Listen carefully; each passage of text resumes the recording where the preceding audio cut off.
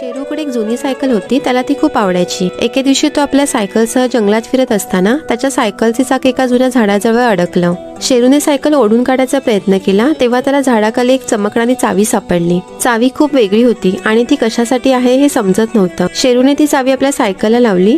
चावी लावताच सायकल अचानक जोरात थरथरली. चाकं चमकू लागली आणि जणू काही सायकलला एक शक्ती आली होती. शेरूने पेडल मारण्याचा प्रयत्न केला पण सायकल स्वतःच वेगाने धावू लागली.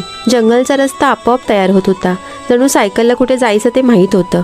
शेवटी ती सायकल शेरूला एका जुन्या गुप्त महालाजवळ घेऊन गेली. महालाचं दार बंद होतं पण सायकलचा चाक दाराला स्पर्श करताच दार आपोआप उघडलं.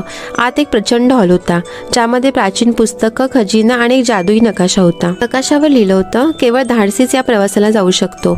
शेरूने नकाशा आपल्या बॅगेत ठेवला आणि पुन्हा सायकलवर बसला. यावेळी सायकल जंगलापलीकडे एका नवीन आणि रहस्यमय जगाकडे जात होती. प्रत्येक रात्री त्याला नवे रस्ते आणि नवी कवडी त्याला त्या रस्त्याकडे नेत होती.